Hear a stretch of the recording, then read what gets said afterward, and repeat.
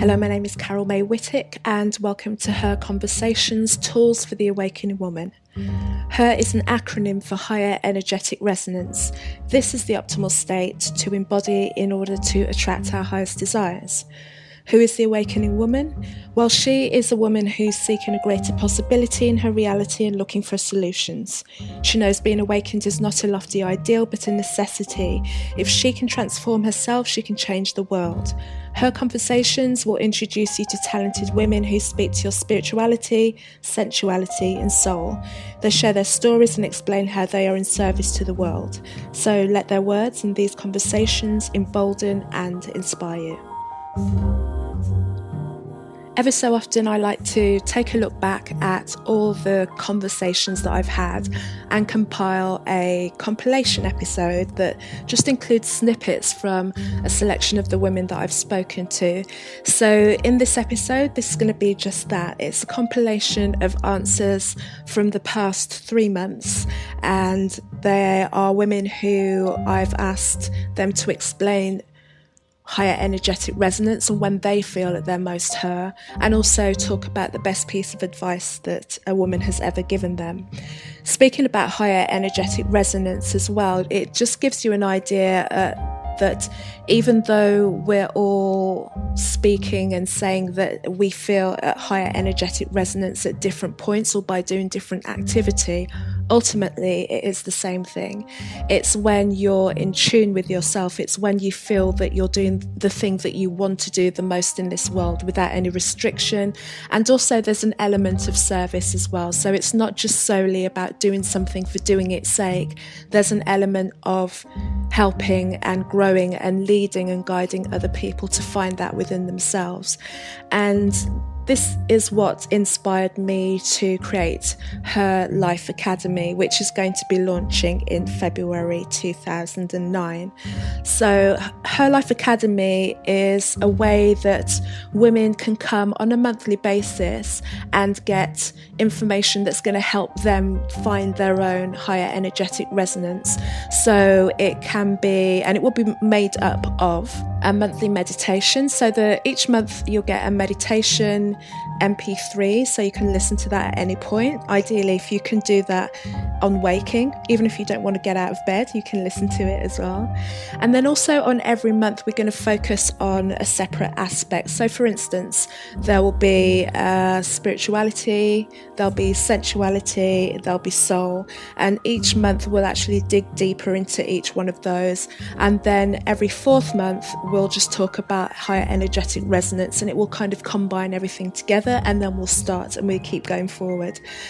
On top of all the things that you will get with that, you'll actually receive a workbook so that week on week you'll be able to work through each of these pieces and see how you can actually apply that little lesson into your life within that week.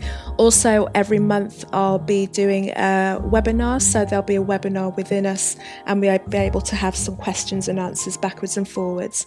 Also, as Her Life Academy grows, what I see for it is that women who've previously been on Her Conversations will be able to come on as guest teachers and offer their lessons and their guidance, and you'll get an opportunity to kind of work deeper with them as a Her Life Academy member. So that's that side, and that's what's been inspired by starting Her Conversations. And enough of me now talking. Let's get back to all the women that I've spoken to.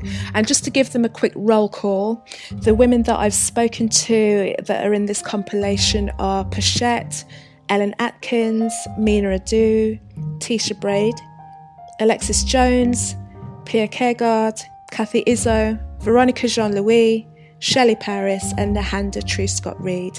Ladies, thank you so much for sharing.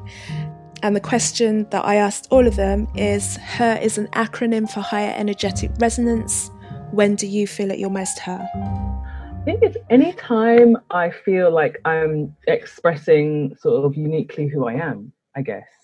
So that can take many different forms. It could be when I'm, I don't know, doing my movement practice, or when I'm holding space for other people or for myself.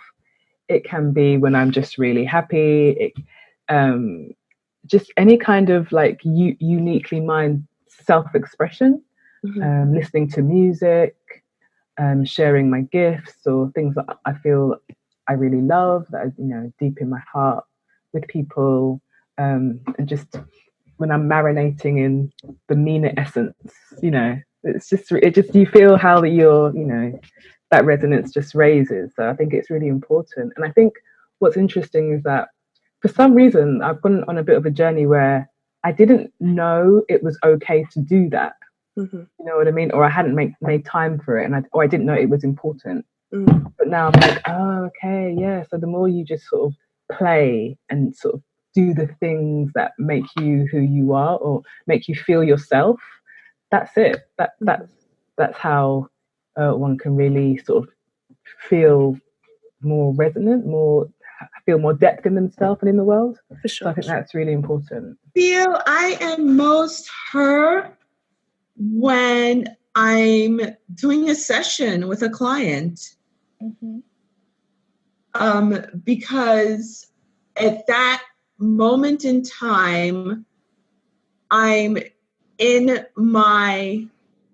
performing what I'm here to do, what I feel I'm here to do at this particular moment in this time of my personal evolution. Right when I'm in a session with someone, I feel I'm performing my life purpose.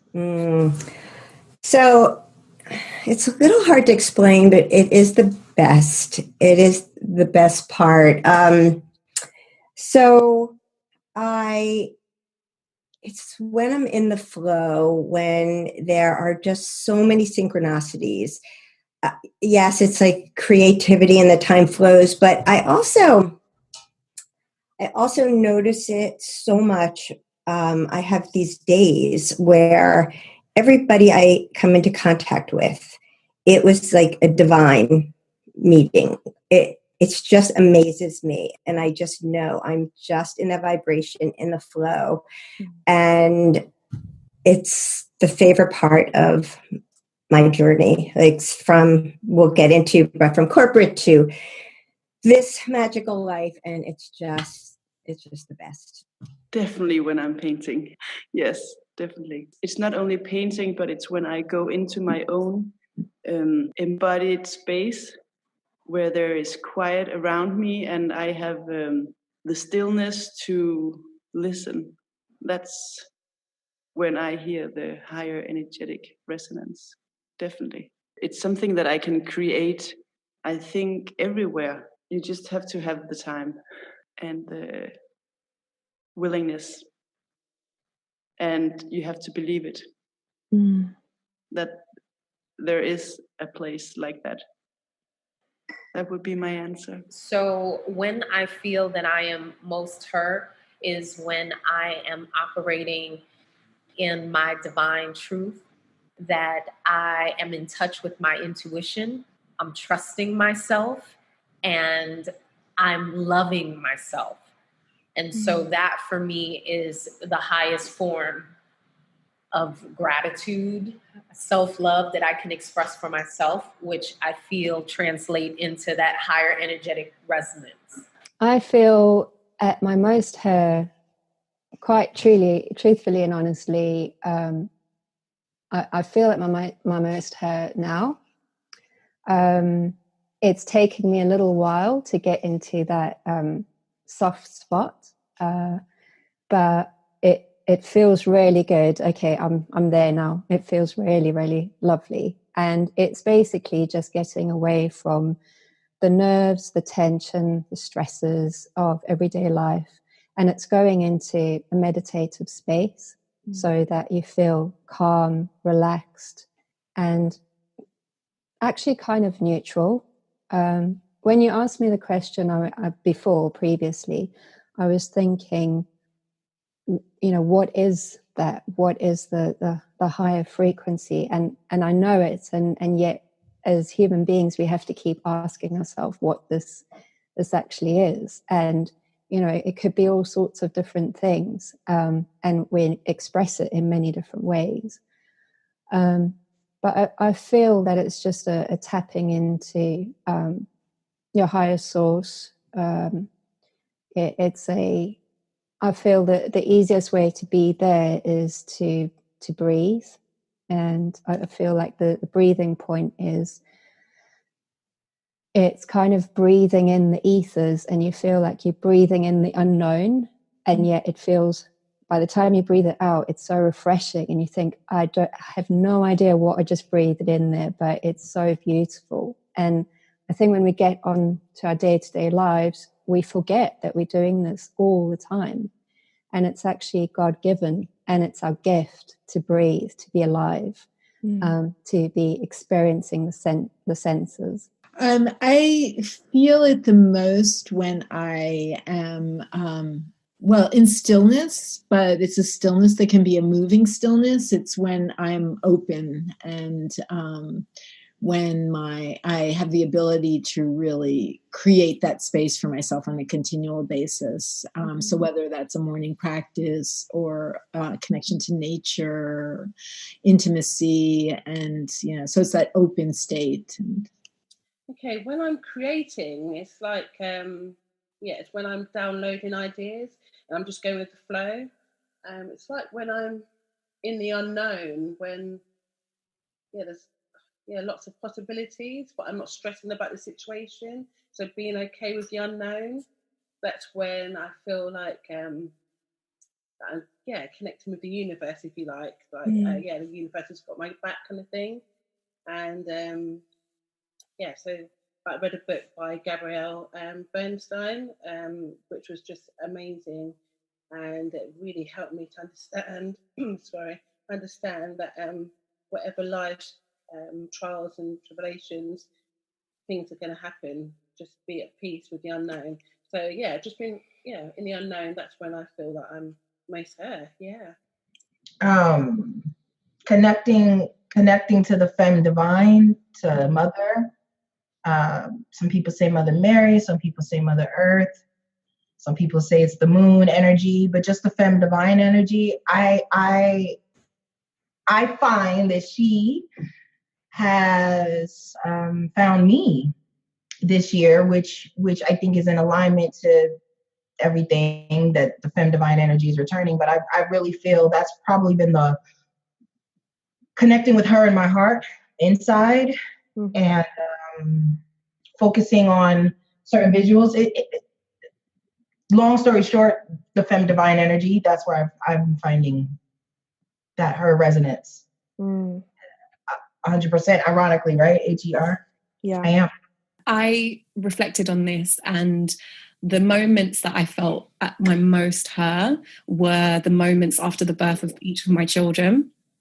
And I think that passage of, borderline life and death, and the actual, depth of the place that you travel to spiritually in those moments, it's so intense that I think it has the power to bring us back to our purpose and our whole reason for being. It's like, this is life, and this is your purpose, and here you are, a vessel for something greater than yourself. And so, especially after the birth of my son, who's now 9 months old, I was just so overwhelmed with emotion. And it's not the kind of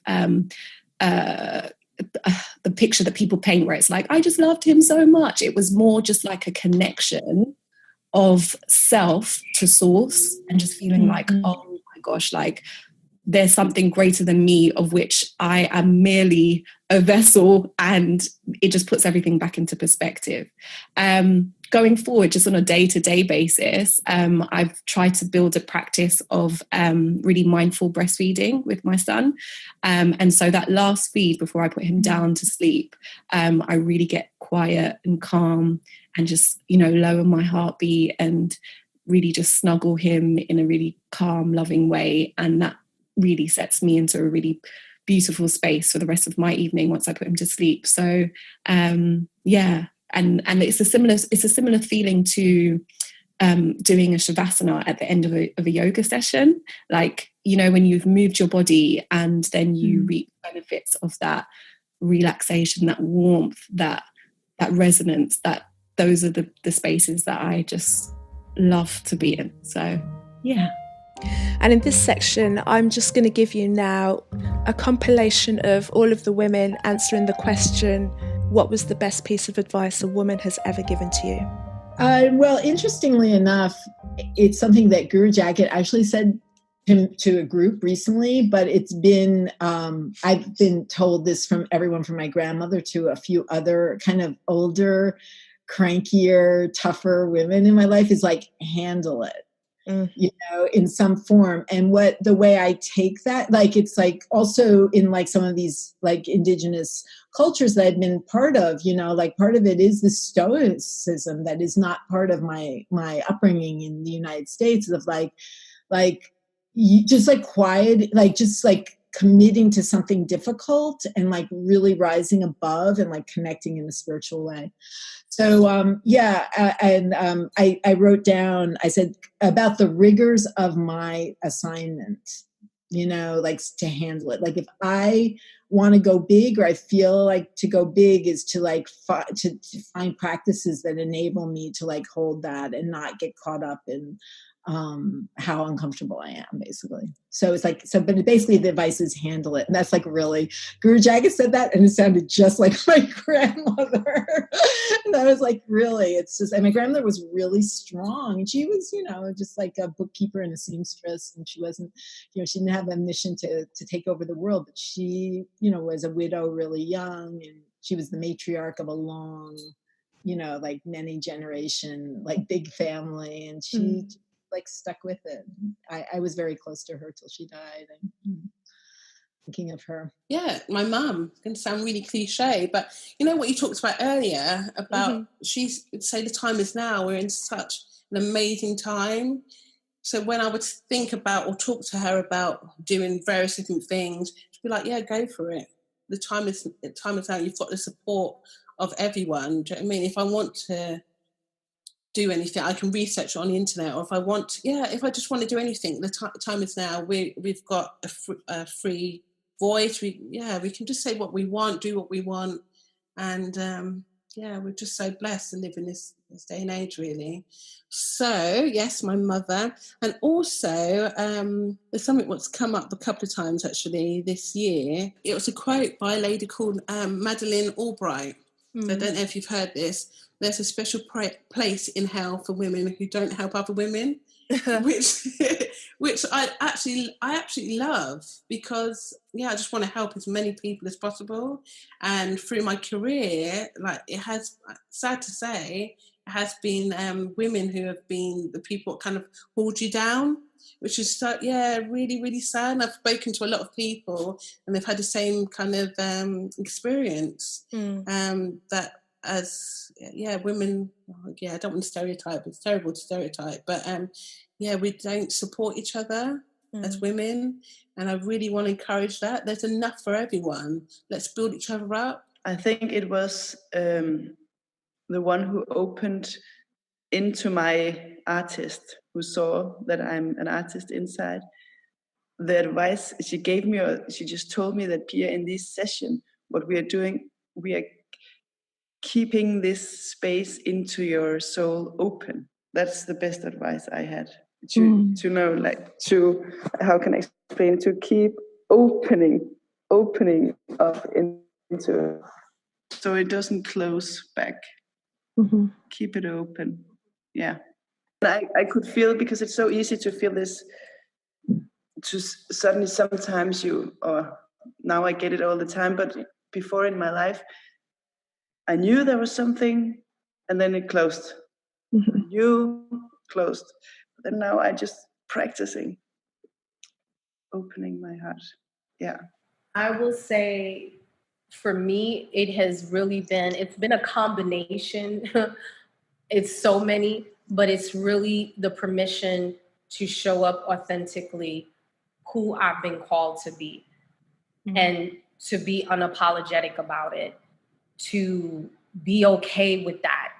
That for me has been the greatest piece of advice, that my journey doesn't have to look like anyone else's, that I don't have to fit into anyone's box or the parameters of what this so-called world would like of me or require of me. It's like, be true to who you are, Shelley. Follow your heart, follow your bliss. I might have to be cheeky and just be like, I'm not sure I can say the best piece of advice a woman's given me. I can give you a piece of advice I've been given. That's fine. I don't know, maybe it's from yoga, but it's the phrase, it's all coming, or all is coming. And I really love that phrase because it does different things to my body. When I hear it, it puts me in the present. It sort of relinquishes anxiety. It's just like, oh no, it's all coming. You can just relax. And once my body relaxes, then everything else just bubbles through. So that phrase acts as like a little sort of like, oh yeah, it's okay. And once I sit back, it's all fine. You know, my body does what it needs to do. I know what to do next. I have clarity. I'm relaxed. I'm like, yeah, it's all coming. It's all fine. There's always more to do, but it's in a nice, fun way. You know what I mean? I'm not like, oh, I've got to do all the things. I'm just relaxed about it. So I like that as a phrase, just to remind me it's all coming, and it's all good, and it's all fine. So when I did my holistic life coaching training, it was with a woman called Caroline Shola-Arawa. I don't know if you've heard of her, but she's written a seminal text called Opening to Spirit, and it's basically realigning all of our beliefs around yoga and the chakra system, and kind of replacing it back into Africa as its origin, which I found a really refreshing context. So I chose to do my training with her, and when we were training, I kept on asking questions about like, so what's the optimum way of doing this, and you know, like trying to really get like all of the theories down. And you know, being the student that I am, like I wanted to have the best curriculum possible. And she always said to me, like, you need to come out of your head. Like, enlightenment doesn't happen in your head. It happens when you can drop down into your body and you can listen. And I was like, okay, so how does that work? Like, exactly, like, you know, like, how many minutes into meditation should I be feeling like that? Like, no, that's my point. Like, you really need to get out of your head. And it keeps on coming up for me. You know, she wasn't the first to say it to me, but the way that she said it to me and in the space that she said it to me, I think it was the first time I was able to really receive it and realize that so much of what I'm feeling, you know, lack or blocked around is because I'm trying to intellectualize it all. And that's a very, you know, a masculine way of understanding the world, and it has its value, but you need the balance. And for me, I needed to step into the feeling of that, you know, the embodying of that, and the space that comes with just allowing. And it's scary because you want to be in control. I do, at least, anyway. And so it's like, I'm not going to let myself go too far over that edge, you know. But actually, it's when you can surrender and really let go. And for me, that's what I found to be the most powerful. That's when magic happens. That's when, you know, that's when resonance happens. So that's the best advice I've taken to heart and really tried to practice in my life. I just have to go with the book, and I took a quote out of it. But when I was having so much trouble getting the courage to quit corporate, I came across Carolyn Mace. Do you know her? Yeah. Yeah. And I was listening to her energy anatomy, and it was like she was talking to me. And I've gone to see her. If you've ever seen her, she's a riot. Like, it was like she was pointing her finger, like talking to me right in my face. And I would sit in the parking garage at work, and just like, she'd be talking to me, and I'm like, oh my God. And literally, I'm like, okay, I got to do it. I can't answer to her. The quote that, one of the quotes in her book was, just let go of how you thought your life should be, and embrace the life that is trying to work its way into your consciousness. And I had seen her. I had gone to Omega for a weekend, and then I saw her another time. And then when I was listening to her back and forth, I'm like, oh my God, I have to quit. I can't answer that. Yeah. So she can be like that. And the truth is, that's exactly what I needed at that time, because if I never found the courage to quit, I would have had such a different life. Yeah, it would have been a great life. I love my family, whatever, but it wasn't, my soul came here to do this. Like this, Sid is my legacy. I don't have to keep saying, oh, that might sound weird because with you, but my soul came to create the Suburban Monk and Sid and all the other things that we have planned. And I never would have been able to do that. And I needed somebody as tough as her to point to like be like, literally, I felt like she was in my face. Just keep going. Mm-hmm. I don't know if I said it in the first podcast, but it's a quote, something about you only fail when you stop trying. You know, that's something that sticks with me, because I be wanting to stop. I be wanting to fail. I just want to say F it, but it's like, I know, because I know the irony of life is, let's say, you know, I just quit everything and I'm like, forget it. And then one day I die and I go through my soul's review and my guys will show me like, this is what would have happened if you kept going. Just FYI. So, you know, it's like, I know it's hard when you're not seeing what you want. But one thing I know statistically and scientifically, you're definitely going to see something if you keep going. And if that's not working, change your route. If you're going down a road that doesn't work, try a different road. Cut through the forest. Try a different way. Swim through the water. Just keep going. Because you can't go back. I mean, you can, but that would be pointless because you came all this way. I've had so many different amazing women in my life, and I feel really grateful for that. And I will just go back to a time where it was the first time I was leaving home, and my mother was saying goodbye, and she gave me a letter, and I opened the letter and I read it, and she gave me a book as well. And I was just going into Africa for 3 months, and she said to me in the letter, be you, be a free spirit. And it's very interesting when I actually thought of that, what it actually meant, because people would say, what religion are you with? And I would say, oh, I'm a free spirit.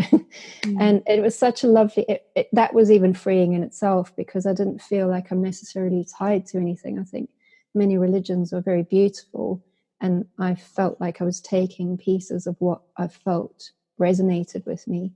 But then to actually read it from my mum, it was kind of, I know for her, it was even a piece of advice for herself to let go. And that's such a beautiful thing, because I know it must have been very hard for her as well. And I only thought about that over time, actually, when you asked the question. So yes, I'd say that was a really good piece of advice. I used to be spurting around, I'm a free spirit, and eventually she said it to me when I left. So thank you to all of those women for joining me on this compilation episode of Her Conversations, and thank you for listening. You can discover more about me by visiting my website, which is carolmaywhittick.com. That's carolwhittick.com. And once again, Her Life Academy is launching in February 2019. It's just a few weeks away. So you can visit my website for more details. You can sign up now, and you'll be able to gain early bird access and introductory offers to the whole programme. On social media, you can find me on Facebook under Carol May Whittick. My Instagram name is Kazmick, so that's CAZMICK. And Her Life Academy also has its own Instagram as well, so that's at Her Life Academy. Also, I would appreciate you leaving a comment, liking and sharing any episodes. And also, if you subscribe, you'll be notified as soon as a new episode appears on your platform. So thank you once again, and have an amazing week. Take care. Bye.